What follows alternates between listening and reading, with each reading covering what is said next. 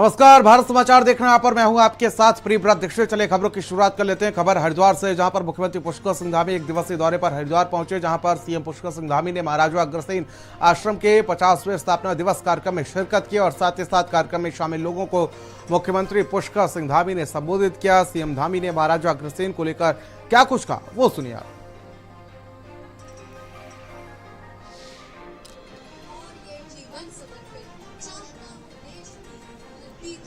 जागृति की प्रार्थना, कर्तव्य को सम्मान दो।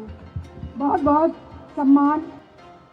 मेरा हर कण कण अर्पित, हर कण कण समर्पित।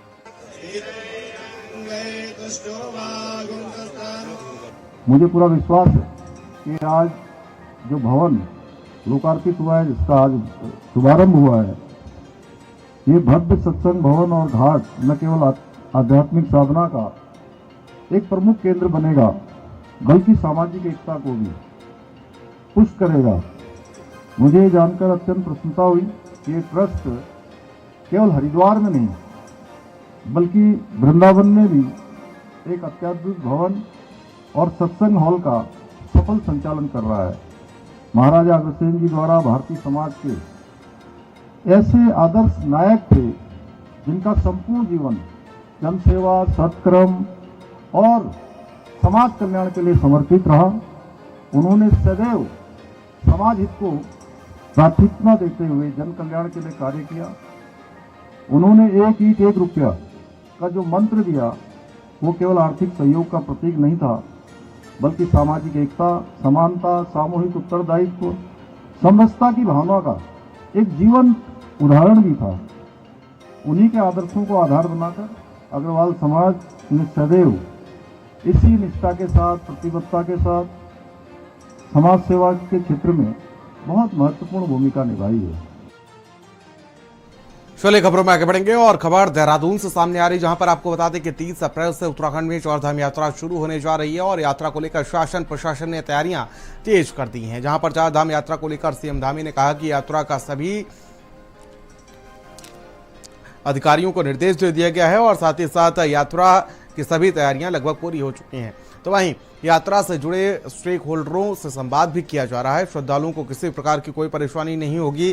तो वहीं श्रद्धालुओं की सुरक्षा का विशेष ध्यान रखा जा रहा है। यात्रा सुखद और सुरक्षित हो, यही हमारा संकल्प है।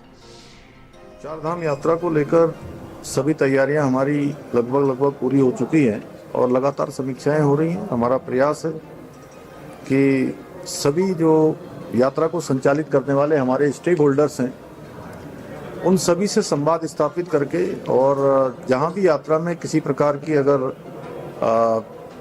उसको विस्तार की आवश्यकता पड़ती है या कोई और काम करना पड़ता है, तो हम वो सब काम लगातार करेंगे, लगातार संवाद बनाएंगे। आने वाले श्रद्धालुओं को, तीर्थयात्रियों को यात्रा में किसी प्रकार का कठिनाइयों का सामना न करना पड़े।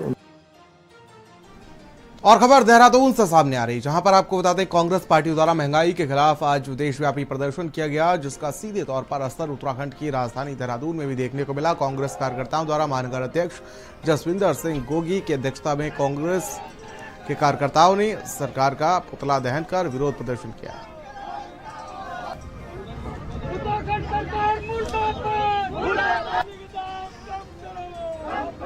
देखिए, भाजपा ने जो यू टर्न लिया है और डबल इंजन की सरकार ने जो यू टर्न लिया है, जिस राहत की ये बात करते थे, जो भाजपा की कथनी और करनी थी, उसमें जमीन आसमान का फर्क हमें दिख गया है। एक तब ये राहत देने की बात कहते थे और वो राहत कैसे दे रहे हैं? बिजली के रेट बढ़ा के, पेट्रोल के रेट बढ़ा के, केरोसिन के रेट बढ़ा के। तो ये लोगों का, इनका जो झूठ है लोगों के सामने अब पता चल रहा है और इनको बेनकाब लोगों ने कर दिया है। और जो महंगाई करके लोगों की कमर तोड़ने का काम कर रहे हैं, इसका आज हम लोग विरोध कर रहे हैं सड़कों पे और हम बता रहे हैं लोगों को ये भाजपा कितनी झूठी पार्टी है। बीजेपी सरकार में बढ़ती हुई महंगाई और सरकार की जन विरोधी नीतियों के खिलाफ खटीमा में भी ब्लॉक कांग्रेस, नगर कांग्रेस और साथ ही यूथ कांग्रेस और साथ ही एनएसयूआई के समस्त कार्यकर्ताओं ने प्रदेश कार्यकारिणी सदस्य उमेश सिंह राठौर के नेतृत्व में बीजेपी की केंद्र और राज्य सरकार का खटीमा मुख्य चौक पर पुतला दहन कर सरकार की जन विरोधी नीतियों और बढ़ती हुई महंगाई के खिलाफ जमकर विरोध प्रदर्शन किया।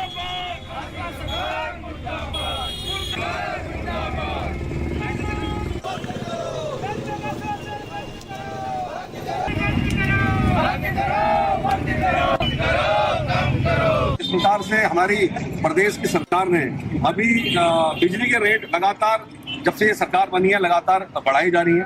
अभी 5 रुपए 26 पैसे फिर बढ़ा दिया सरकार ने रेट। धीरे धीरे सरकार जो है बिजली के रेटों को आसमान में ले जाना चाह रही है। और जो लाइट बिजली जो है वो पहले तो इन्होंने अडानी के मीटर लगाने का काम किया और उसके बाद अब तुरंत बाद उसके बाद बिजली का बिल बढ़ाने का इन्होंने काम किया है। ऐसी नहीं, पूरे देश में महंगाई लगातार जो है अपने चरम पर पहुंची है। आज खटीमा के यूथ कांग्रेस, हमारे नगर कांग्रेस और पूरे कांग्रेस के कार्यकर्ताओं के द्वारा मुख्य चौराहे खटीमा में केंद्र और राज्य सरकार का पुतला फूका। हमारा पुतला फूकने का मुख्य उद्देश्य ये है कि आज उत्तराखंड के अंदर आप देखेंगे राज्य विद्युत नियामक आयोग के द्वारा 5.62% विद्युत में बढ़ोतरी की स्वीकृति जो है कर दी गई है। और खबर देहरादून से, जहां पर गढ़वाल सांसद अनिल बलूनी लगातार ऋषिकेश कर्णप्रयाग रेल लाइन की प्रगति की समीक्षा कर रहे हैं। वहीं बीजेपी के प्रवक्ता विपिन कैथोला ने साफ कहा कि पौड़ी सांसद अनिल बलूनी ने परियोजना को जल्द से जल्द पूरा करने का निर्देश दिए हैं और साथ ही साथ गुणवत्ता से कोई भी समझौता न करने के भी निर्देश दिए गए हैं। बड़ी बड़ी लंबी लंबी टनलें जो हैं अंदर तक करीबन 10-10, 11-11 किलोमीटर तक बनी हैं। तमाम जो टनलें हैं वो कुछ हिस्सों में जो है थोड़ा हिस्से उसके खुदान के लिए रह गए हैं और एक टनल तो ऐसी है कि जो लगभग तैयार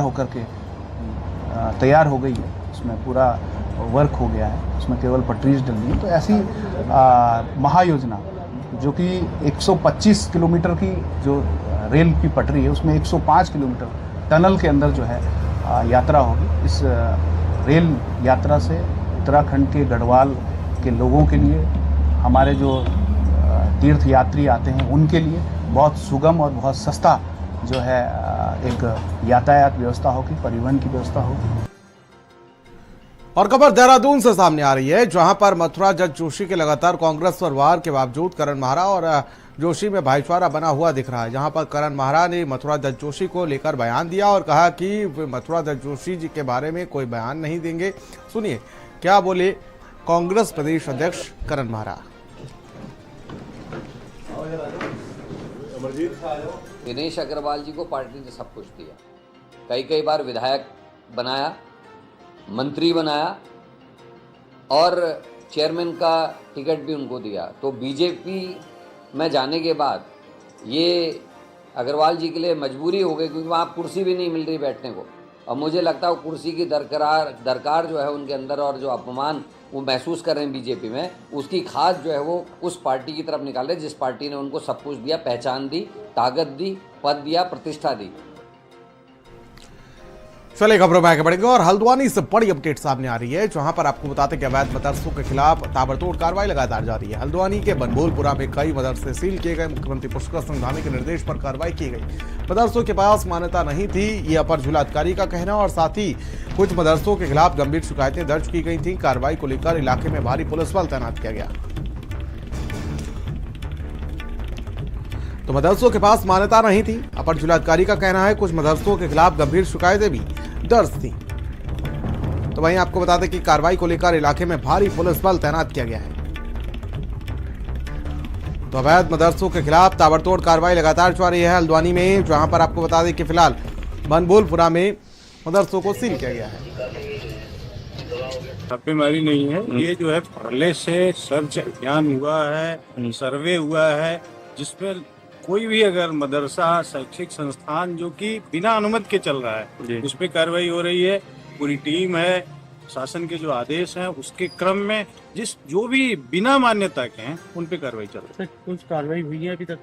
लाइन नंबर 2, लाइन नंबर 4 और किदवई नगर, यहाँ पर जो है 3 अब तक हम लोग सील कर रहे हैं, जिनका की कोई जिनके पास अनुमति नहीं है, लीगल नहीं है, उनकी।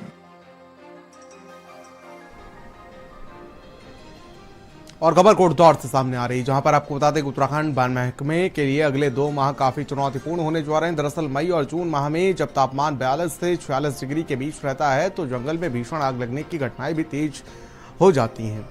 आपको बता दें कि वन विभाग ने अपने स्टाफ के अतिरिक्त 100 फायर वॉचर भी अलग से तैनात किए गए हैं, जो जंगलों में आग से बचाने का काम करेंगे। तो वहीं साथ ही वन विभाग के अधिकारियों और कर्मचारियों की छुट्टियां भी निरस्त कर दी गई हैं।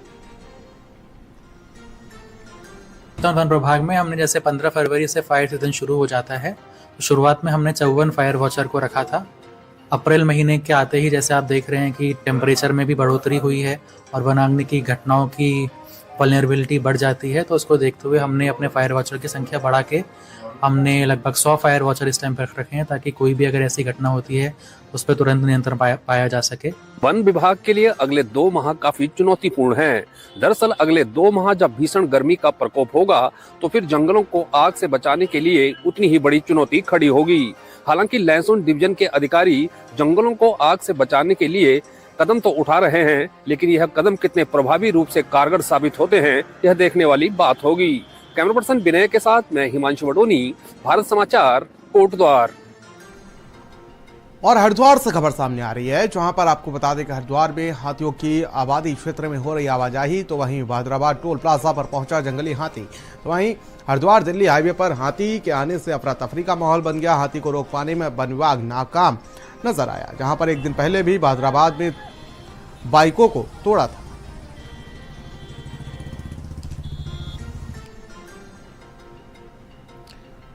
और रुड़की के चंद्रशेखर चौक पर अचानक ही एक चलती हुई बाइक में आग लग गई, जहां पर आपको बता दें कि आग इतनी भयंकर थी कि बाइक सवार ने किसी तरह कूदकर अपनी जान को बचाया और इसके बाद आसपास के लोगों के द्वारा बाइक को खींचकर साइड में किया गया और फायर ब्रिगेड को सूचना दी गई। सूचना पर पहुंची फायर ब्रिगेड की टीम ने कड़ी मशक्कत के बाद आग पर काबू पाया।